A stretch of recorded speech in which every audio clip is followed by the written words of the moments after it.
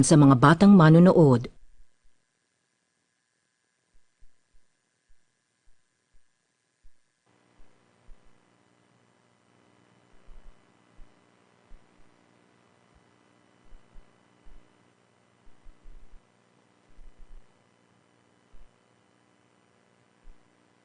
Narito na sila Ed Rosales Dural, Liza Soriano at Department of Labor and Employment Director for Communications, Nikon Famironag sa Let's Talk, Mag-Usap Tayo. Halika, mag-usap na tayo.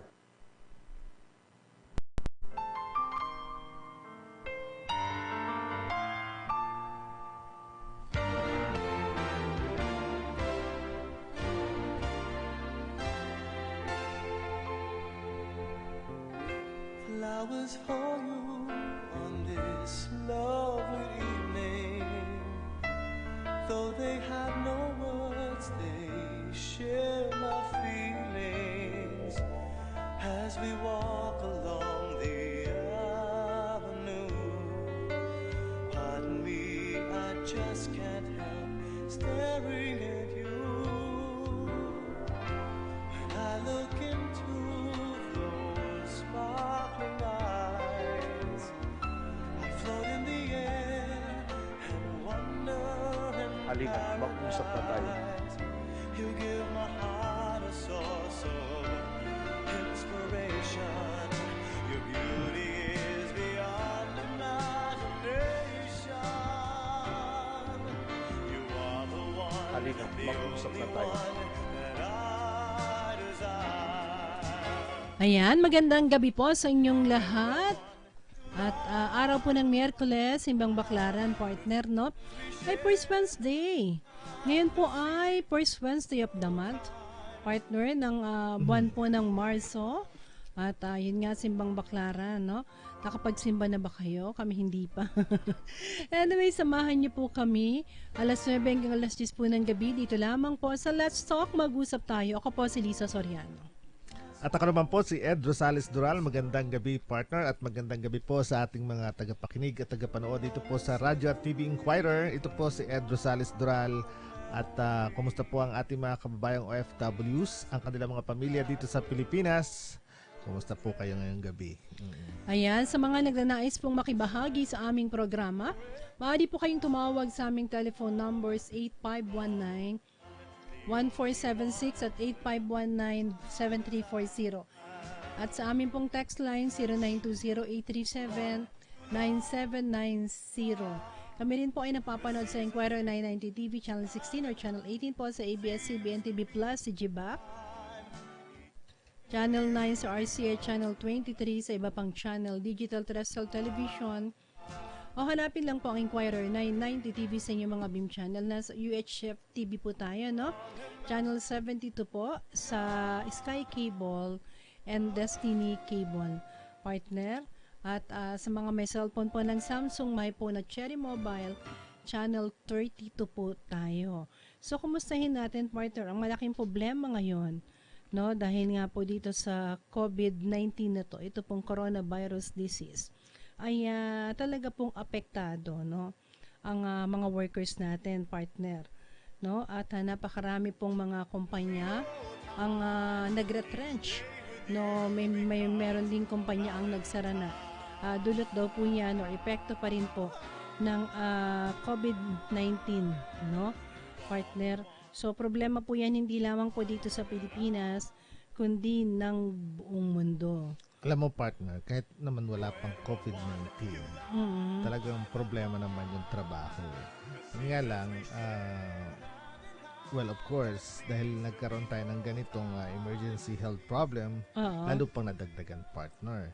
Pero yung kaso naman ng COVID-19, hindi na nadagdagan yung mga positive na nakakuha or naka-acquire, kundi nag-stay pa rin sila sa negative, partner. So, yun ang magandang balita doon.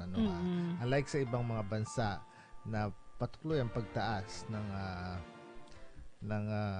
anong tawag dito, yung epekto ng coronavirus, yung epidemic, na epidemya na yan. Anyway, partner, ay ang Department of Labor and Employment, no, ay nananawagan po ng flexi work, no, para makatulong daw po, dulot na rin po ng epektong idinudulot, partner, ng COVID-19. Nanawagan po ang Department of Labor and Employment, no, na magkaroon po ng tinatawag na package of measures. Ayan, para daw po matugunan, partner, ano, ang problemang nararanasan natin, particular na po sa labor market. Kanina yung nagkaroon po ng press conference, partner Ed, dyan po sa tanggapan ng Department of Labor and Employment. Ayan, at inihanda na daw po ng Labor Department ang tinatawag pong wide-ranging set of actions, no? Para daw po paggandaan ng labor sector mula na rin po sa epekto nito pong coronavirus na ito. Inatasan na rin po ang lahat ng labor officials, no, maging sa regional offices, gayon din po sa Philippine Overseas Labor Offices, no, ang POLO, na maging alerto po, partner, para payagan daw po ang quick reporting system on worker displacements, no, at makagawa po ng mga hakbangin patungkol na rin po dito. Yan, at hinihiling po dito or kabilang na rin po sa kanilang nais, partner, na ibilang, no, ang ibilang ng mga industry leaders ang pag-a-adapt po or ang pagpapatupad po ng flexi time work arrangement for workers sa industriya, no, na apektado po ng COVID-19.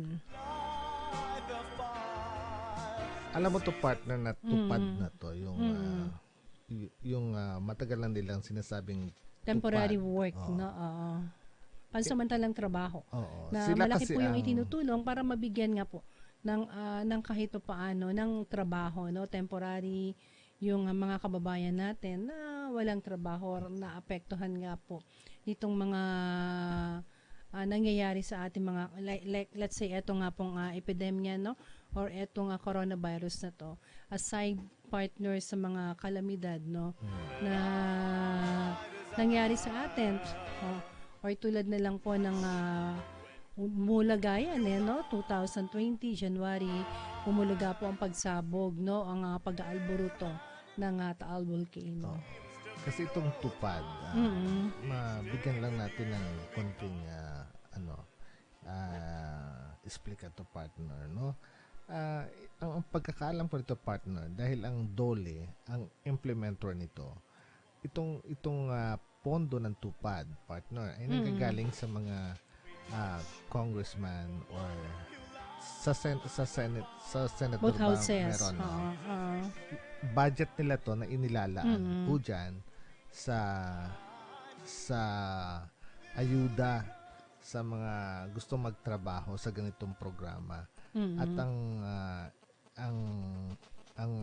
DOLE ang naatasan diyan, partner, na isa katuparan yan, partner. Pero ito ba ay naging successful, partner? Oo, partner, successful yan. Marami nabibigyan ng pansamantalang trabaho dyan. Usually kasi 1 month yan, no. Tulad nga po dyan sa Taal, sa cleaning, no, partner, sa cleaning operations. So, through tupad, ay nangala po sila ng mga manggagawa para maglinis, partner, no, dulot pa rin po ng epekto or sa epektong idinulot ng pagsabog ng Taal Volcano.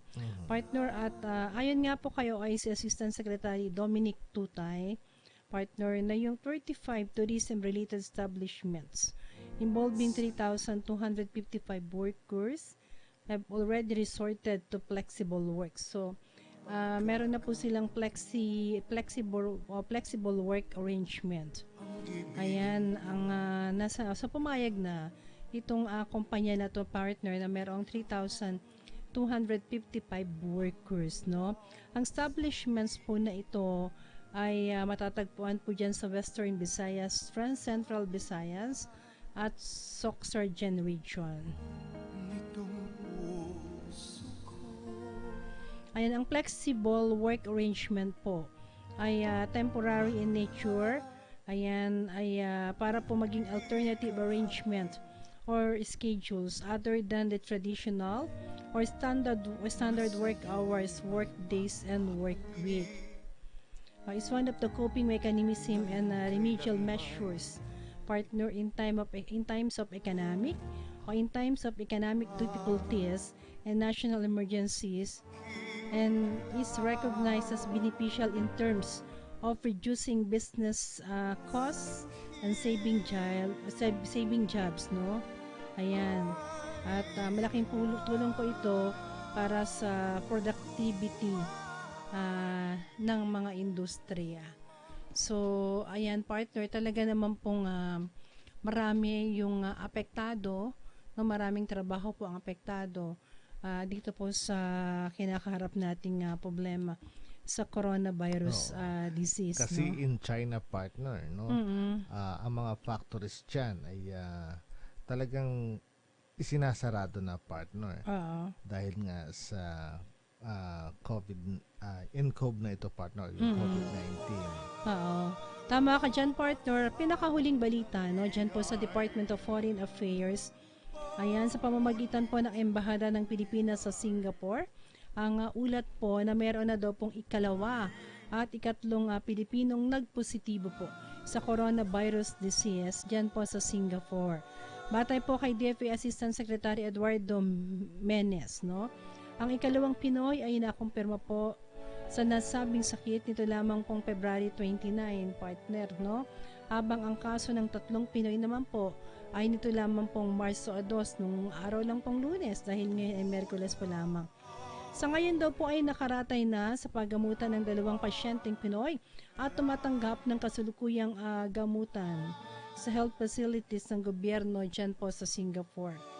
Kaya nasa kabuang 2 Pinoy lamang ngayon ang nagpositibo po sa COVID-19 dyan po sa Singapore. Patuloy daw po ang pakikipag-coordination ng embahada sa Ministry of Health ng Singapore at nakahandang tumulong sa mga Pinoy na nagpositibo sa COVID-19 kung kinakailangan.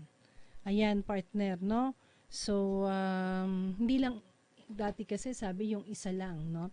Pero ngayon, 2, 3 na daw po yung positibo sa COVID-19. Sana wag nang madagdagan pa, partner, ano, yung nag-positibo dyan. Mataas kasi ang mga report na cases, no, na mga affected na mga bansa like sa mainland China, maabot na sila sa 80,000 yung mga cases, and yung death is maabot na sa kulang-kulang na 3,000.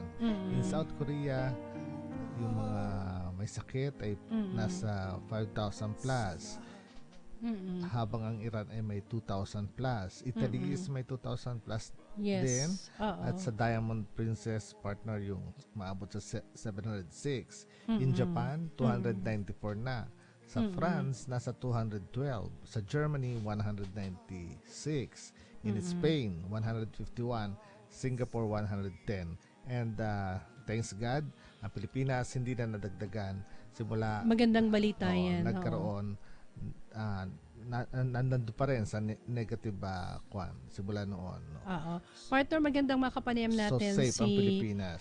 Si Congressman Raymond Mendoza sa usapin ng Security of Tenure Bill, partner, na pasado na dyan sa Kamara. So malaman natin, no, kay Congressman Mendoza, dahil sila po yung nagsusulong TUCP, ang Trade Union Congress of the Philippines, dito po sa Security of Tenure Bill na binito ng Pangulo. Pero sa ngayon, alamin natin mamaya, no, kay Congressman Mendoza.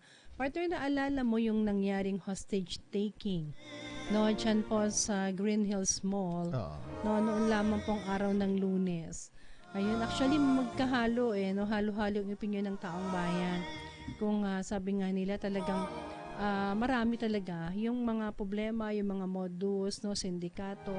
Diyan po pagdating sa status no ng mga security guard. Kaya naman partner, pabor si Senator Christopher Bongo na silipin po ng Department of Labor and Employment ang status ng mga security guard sa bansa. Ito kaugnay na rin po sa pagkaburyong pagkaburyong talaga ng isang natanggal sa trabaho na security guard na nagresulta po ng pag-hostage niya sa mahigit 30 katao po, 30 tao dyan po sa B-Mall sa Green Hills, San Juan City. Sinabi po ni Go na malaking sektor para ma-demoralize ang isang manggagawa kung makakaranas ng hindi tamang trato sa kanyang workplace. Anyway, nasa linya na po ng ating komunikasyon. Maraming salamat po. At muli tayong pinaunlakan na makapanayam ngayong gabing ito. Congressman Raymond Mendoza ng Trade Union Congress of the Philippines at siya rin po ang chairman ng House Committee on Overseas Workers Affairs. Magandang gabi po. Welcome po sa Let's Talk Mag-Usap Tayo, Congressman Mendoza. Good evening, ma'am. Good evening. With Liza and Ed po. Makikibalita lang kami, Kong, dito po sa Security of Tenure Bill. Yeah, yesterday, ma'am, kahapon, napasa natin kasi sa subcommittee yata, ako chairman ng Labor Standards. Yes po. Ito yung security of tenure. Alam naman natin na in 17 Congress na yung last na Congress, di ba, campaign promise ni Presidente na certified bill yan. Pero unfortunately, napasa natin sa Kongreso at saka sa Senado.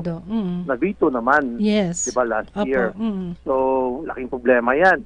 So, right now, sa 18 Congress naman tayo, di ba, bagong Kongreso. So, importante na napasa naman again. This is the second time around, ma'am. Yes and po. hopefully, matapos na ito, yung Security of Tenure Bill, but in the committee level. Pero sabi naman namin na with chairman natin ngayon sa Labor and Employment, walang iba si One Takman na party list, yes. Eric Pineda, yes. na may meeting dapat, parang LEDA legislative and executive advisory. We will have a meeting first yung sa executive branch, hopefully Secretary Medaldea, at saka yung Secretary sa Department of Employment and DOLE, Labor and Employment, si Secretary Bello. Hirap naman yung trabaho natin. Just like last time, kami naman sa UCP party list, pagdating doon, nagdito lang. So this time, hopefully, let us now reconcile between Congress and also Malacanang. It's just the same bill, Kong? Na inaprobahan po ng the pattern lang, in fairness, under Congressman Aglipay, si Mike Aglipay of Diwa Party List. So, yun lang ginamit. Yes. Ang dami kasing bill ang ginamit but consolidated bills. Si Fit na pinakamalapit sa House Bill 6908, that is 17th Congress. So kay Congressman Diwa Party List, Congressman Aglipay. So yun ang ginamit namin. And ito lang, it will retain the spirit of yung sa last time. Ang gusto lang namin na, parang ganito na lang, para ang dami nang sinasabi ng kabila. Contractualization is actually legal. Contractualization, when allowed by law, is legal. What is illegal, ma'am? Yes po. Kaya ako ngayon sa Timog. Sorry lang baka may sunog dyan. Masunog What ba yan? is illegal Ambulance. is labor-only contracting. Yung, okay. Ma'am, laway lang, Ang walang puhunan, klarong kapital, walang pera. Hello? Apo, Yes, go ahead. Walang klarong kapital, walang klarong pera. Na talagang walang lang ginagawa. Illegal lang talaga. Labor-only contracting. Done for the purpose of pabibenta lang, and then you just get an agent fee. Karamihan ngayon is kanya na Totoo. Hindi na regular employment, ma'am. Puro na endo for 5 months. Oo. So ayan yung tinanggal nyo dun sa bill, Kong Mendoza? We'd like to retain and most of the essence of what was yung agreed upon sa 17th Congress ngayon. Pero ang sabi lang namin, let's listen to the executive branch. Although highly unusual yan, sabi naman ni Chairman Pineda, why not take a look and listen to the executive through Malacanang? Anyway, they can comment, pero you know naman, Correct. the one that actually passes at the same time craft the law is Opo. actually Congress. Correct. Sayang naman yung pagod namin just like last time. Tama, oo. Pinasan natin Paano Kongreso, sa Senado, then na-late po lang. Paano kung mangyari uli yun, Kong, na naaprubahan nga dyan sa House, sa Senate, then another then the bit President will have to answer that kasi Yes. campaign promise niya. Mm-mm. Last time was certified urgent and then we was still a candidate, sabi niya, na dapat tapusin na yung endo. Again, now I would just like to clarify para hindi na malito yung mga tao. Opo. Contractualization is allowed only when it's allowed by law. Mm-mm. What we're really after is the fraudulent, yung talagang wala talagang basis na illegal na labor-only contracting. Oo. Labor-only contracting. And then, yun lang. Mm-mm.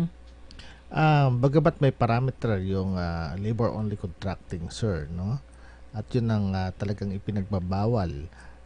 Paano po ba malalaman, no, na ito ay laway lang, ito ay walang kapital? Well, that depends on the labor inspectors that are being fielded by Department of Labor and Employment. But what is important, there are actually three factors. Dati lang, ang conjunction is and. Right now, what is passed now in Congress is the conjunction or, meaning 1, 2, 3, tatlo. Laway lang, walang kapital, at saka hindi necessary and directly related and necessary sa ginagawa ng principal business. So, in this case, to prove labor-only contracting, kung LOC lang, you only have to prove one of the three elements, boss. So, mas madali lang. Kami naman sa committee, together with our partners, even meron, yung orientation naman sa mga, for example, TUCP party list, kami naman talaga sa mga gagawa.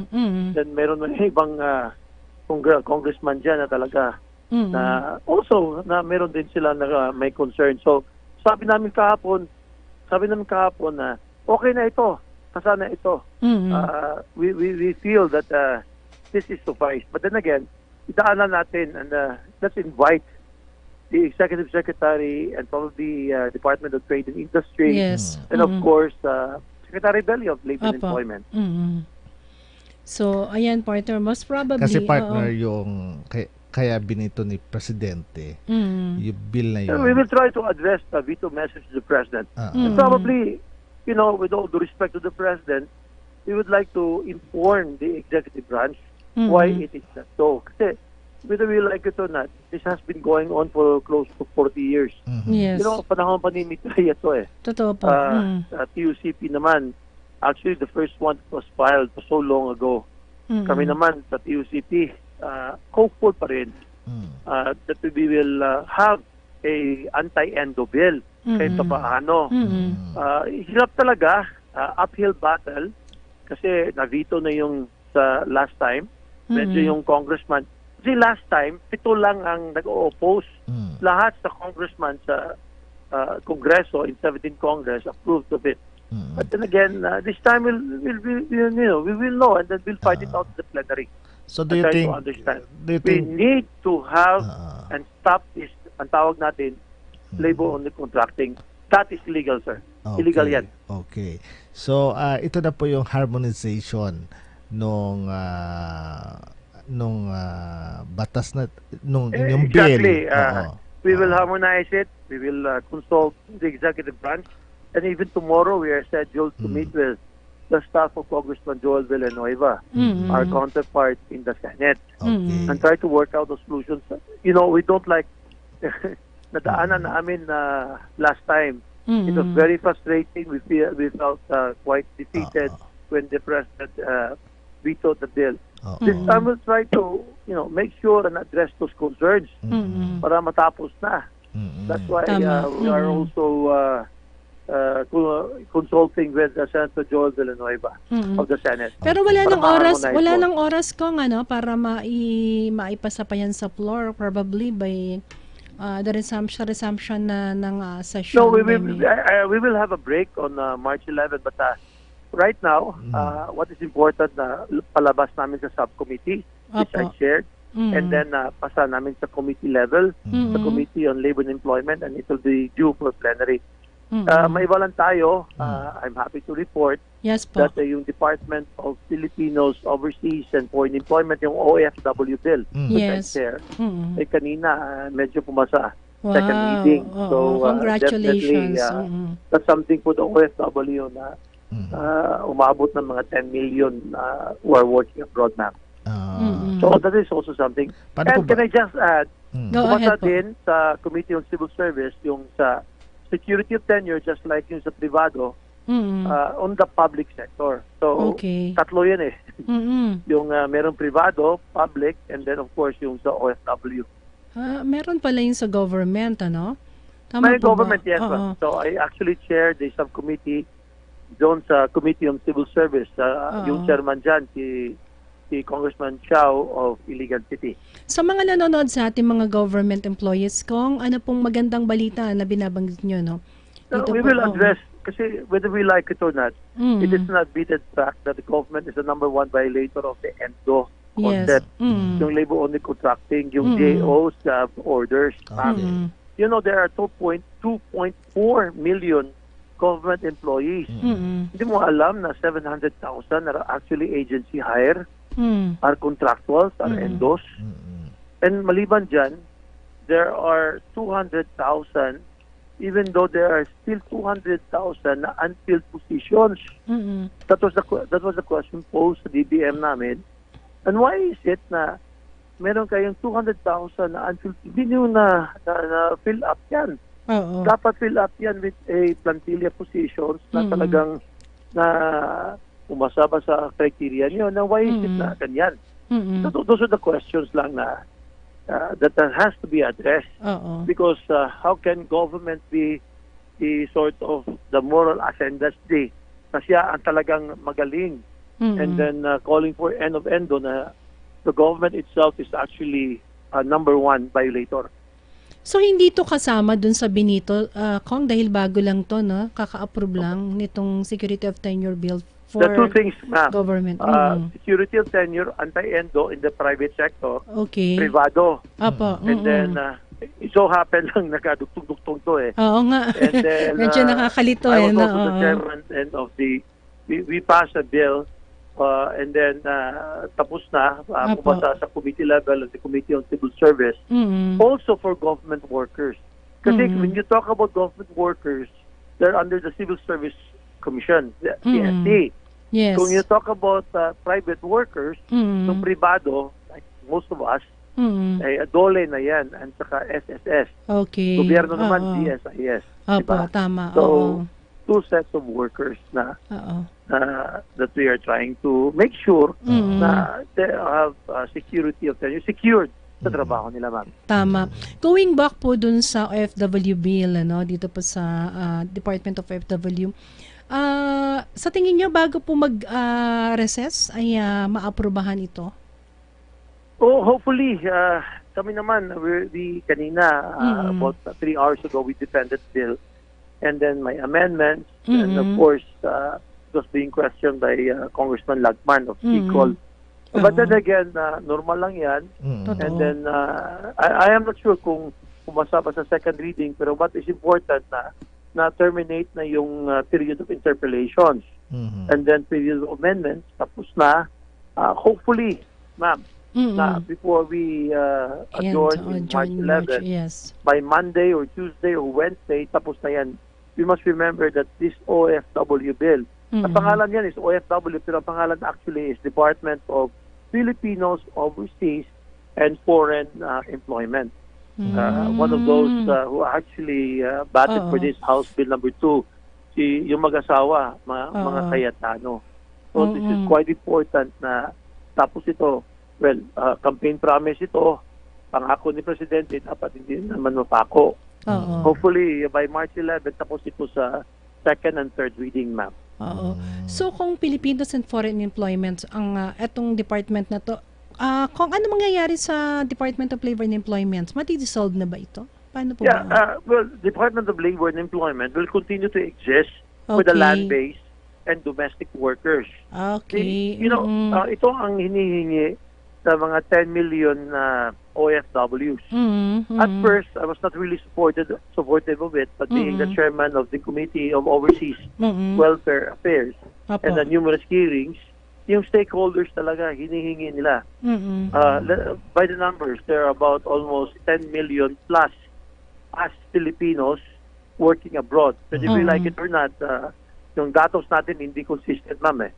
So as of now, let's just play with a number of 10 million. And they're remitting, as of last year, $34 billion in pesos. Yes. 34 billion dollars.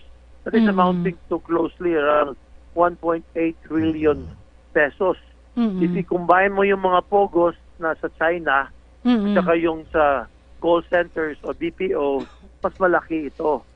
So, sabi nila, dapat naman ang daming ahensya actually involved in the OFWs. You have DSA, Foreign Affairs, DOLE, you still have the Commission of Filipino Overseas, meron pang OWA, may POEA, duplication and other host of agencies. Nalilito na yung supposedly modern-day heroes natin. So, this is an attempt to put an end of the conflicting jurisdictional issue na talagang isang one-stop approach na kung may departamento na, ito na departamento that will address basta concerns of OFW, those working abroad. So yung mga employees po ng POGO, kung sakaling maaprubahan, yung bill na yan, so mag-under na sa kanila yan dahil foreign workers. Hindi naman, yung POGOs naman.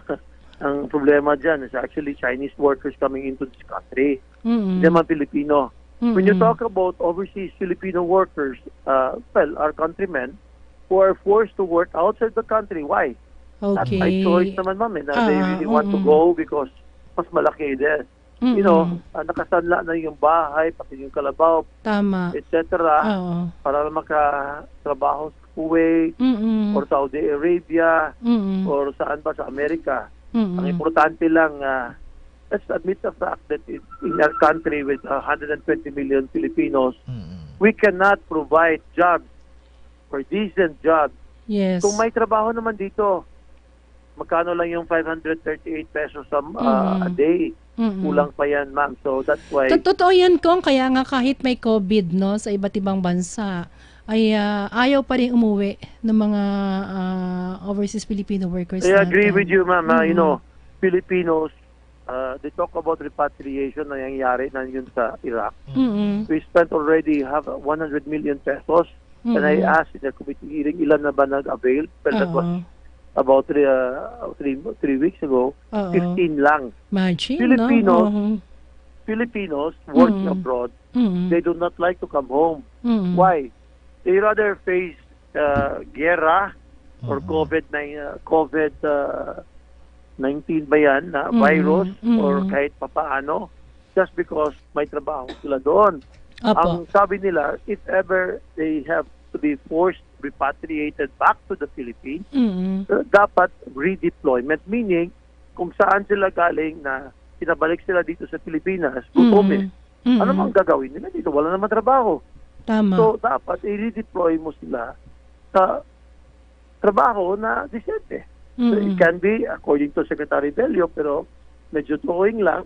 Mayroon pa Canada, Russia, Poland, and other of countries. But then again, we should be specific and be clarified kung saan ba talaga na, you know, returning Filipinos OFWs. Parang ngayon yung talagang malaking problema natin. Pero with that bill, Kong, masusolusyonan na po ba yan? Well, it's not the answer. It's not really the solution. But then again, it will address the structural problem. It will address the conflicting claims. It will also address, if you were the OFW, nalilito ka. At daming yung agencies pupuntahan.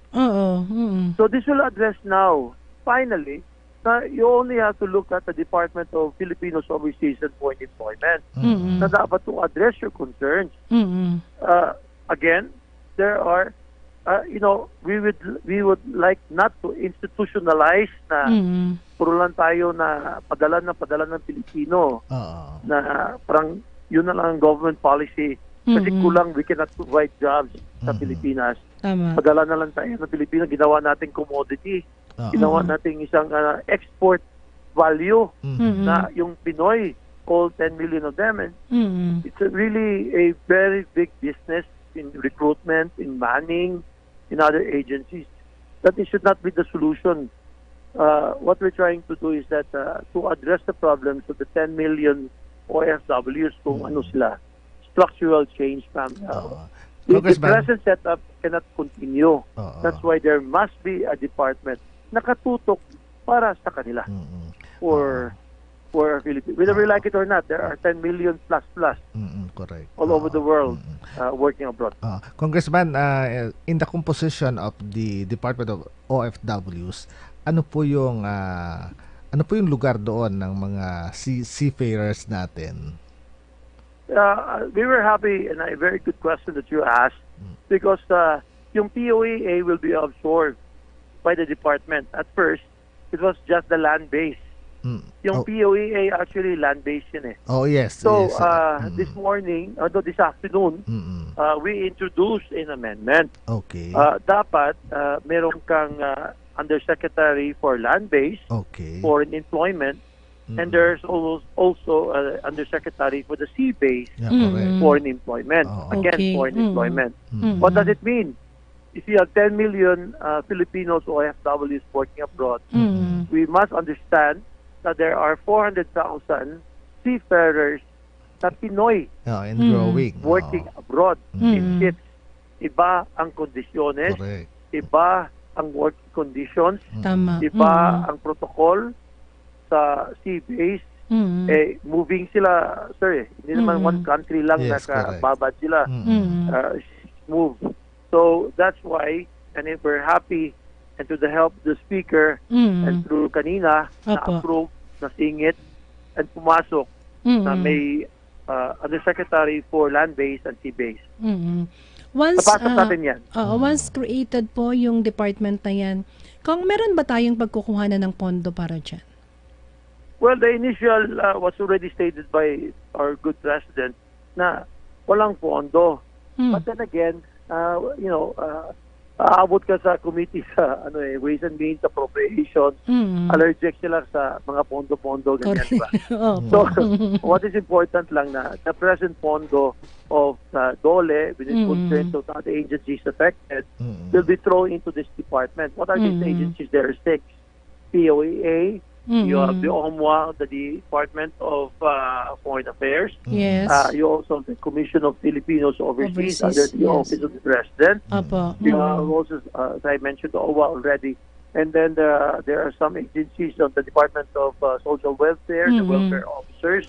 And then, I can't remember all, pero there are 6 major agencies. Yung budget nila will be transferred to the new department. Of course, Sapat na po ba yun? Para mas matugunan ang pangangailangan ng mga OFWs. Also, assistance to nationals of 5 billion pesos. Okay. There's a question whether sapat o hindi, but then again, that is the question of the Congress. Kasi to make sure, example, ma'am, POEA as additional, if I remember it right, for this budgetary requirement, sabi nila, Congressman, we need more positions that are available naman. If I am not mistaken, 800 to be employed. Awa sa Diyos sa Congress, and at the same time sa DBM, it was not approved. Yung OWA naman requested a 500 more personnel. Again, the amount of remittance alone of the OFWs is mind-boggling. It's 1.8 trillion pesos in Philippine pesos.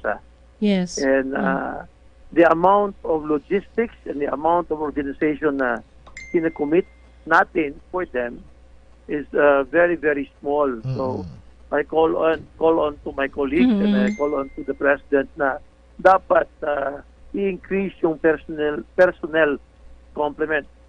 We may have and we may create a department, but this department will be bound to fail if kulang din sa personnel, kulang din sa tao. Diba? Yes. So ayan, partner, ano? At malapit na akong, no?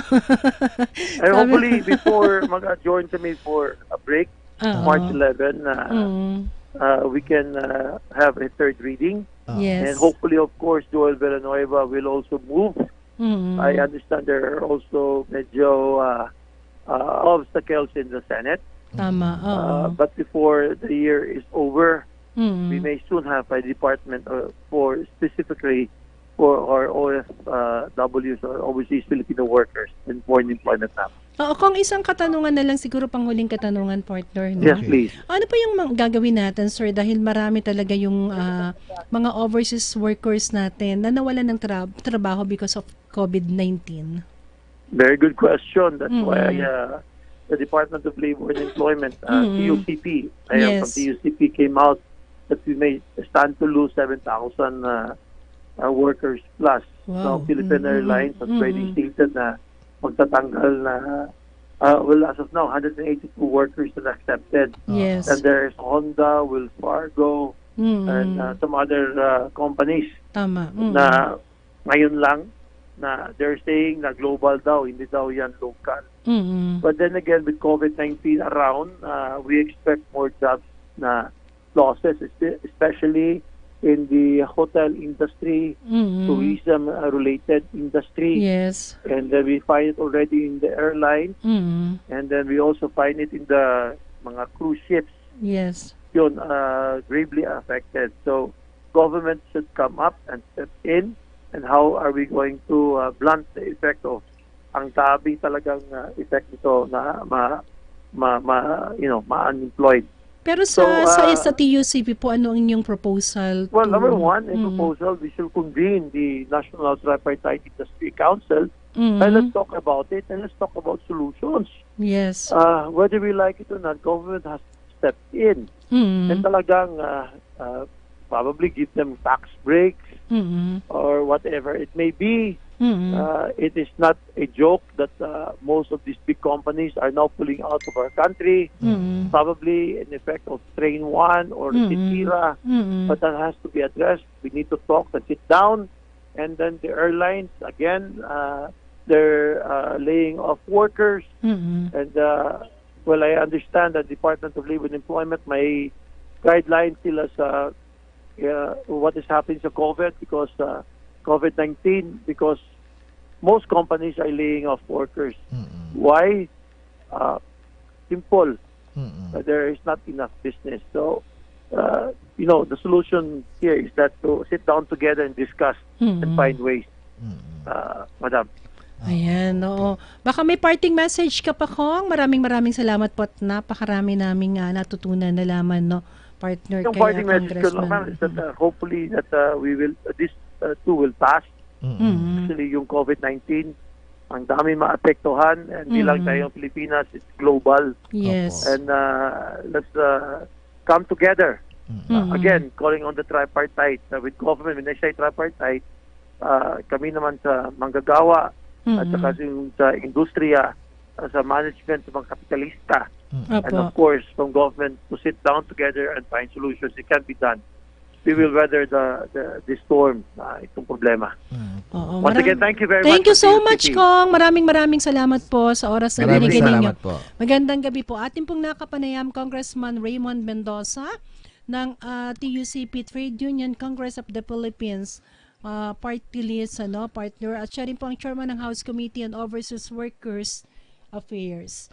At partner, ayan, hopefully, ayun nga po kay Congressman Mendoza, ay malapit ng Those are urgent maisabatas, urgent partner, bill, no? partner, Oo, yung creation of Filipinos employment and foreign employment, ito, partner, ano? Ayan po yung Department of OFW. Matutuwa, partner, si Captain Morales because of their prayer regarding the amendment doon sa Department of OFW. Pinakinggan yung kanilang position papers, partner. Tama ka dyan, partner, ano? So, ayan po, partner, siguro pahapiawan ko na lang, no? Dahil bukas po magkakaroon ng pagdinig ang Blue Ribbon Committee. Patungkol pa rin po yan, partner, sa problema sa Pogo, no? Na kung saan samot-saring mga usapin na po ang lumulutang, no? At partner, sabi nga, limpak na salapi daw yung dumarating dito sa ating bansa at umaabot na, kung di ako nagkakamali, sa 26 billion pesos. No? At maliban dyan, partner, tinataya daw po sa may 2,000 hanggang 3,000 miyembro di umano ng People's Liberation Army Plan, no, ng China ang nandito daw po ngayon sa Pilipinas. So ayon po kay Senator Panfilo Lacson, at ayon nga po kay Lacson, ibinigay na niya ang nakuwang impormasyon kay Senator Richard Gordon, no? Siya po ang chairman ng Blue Ribbon Committee at bahala na raw po siyang mag-verify nito sa Intelligence Committee. Bagamat unvalidated pa raw po ang nasabing ulat at subject for validation pa yung nasabing bilang, pero mahalaga daw po na malamang ang katotohanan sa likod nito. So malaman po natin bukas yan at itinakda po ng Blue Ribbon Committee ang pagdinig po bukas sa ganap na 11:00 ng umaga. Pero bago yan, partner, nagkaroon po ng privilege speech, no, partner, si Senator Richard Gordon, at sinasabi nga po na umaabot daw po sa 447 million pesos. Ang takin po, ang laki, no? Or kabuang 22.6 billion. No, hindi po 26 pala, 22.6 billion sa loob lamang daw po ng 5 buwan. No, ang nasabing halaga daw po ay lumabas na dirty money na pumapasok po dito sa atin, no, sa Pilipinas. Ibinunyag nga po ng senador na ang naturang halaga ay pumasok ng 47 individual. Kabilang na daw po ang ilang mga Pilipino mula September 2019 hanggang February 2020. No? Sa naturang halaga, ayon po kay Gordon, nakapagpasok ang ilang Chinese nationals ng mahigit sa 210 million dollars, partner, o kabuuan po sa 10.6 billion pesos. So bukas yan, partner, no? So bukas po yan, abangan po natin yan, ang pagdinig po dyan po na gagawin sa mataas na kapulungan ng Kongreso. Maraming po salamat po kanina sa panayam natin kay Congressman Raymond Mendoza ng TUCP Party List, partner, and pansamantala. This is quite, partner, exciting tomorrow sa Senado. Considering Senator Gordon, partner, at marami ang magigisa. So abangan po natin yan bukas sa Senado. Alright, partner, at pasalamatan lang muna natin ang Gulfo family mula sa Las Piñas City, partner. Nakikinig sila sa atin kay, hello po. Kay Ma'am Ella at sa kanyang mga anak doon sa kanyang architect at iba pang mga anak, partner. Yan, magandang gabi po, happy listening and happy Wednesday. Yeah. Maraming salamat. Ito po si Ed Rosales Dural. Magandang gabi. Samahan niyo pong muli kami sa darating na Biyernes, alas 9 hanggang alas 10 po ng gabi. Dito lamang po sa Let's Talk, Mag-Usap Tayo. Ako po si Liza Soriano.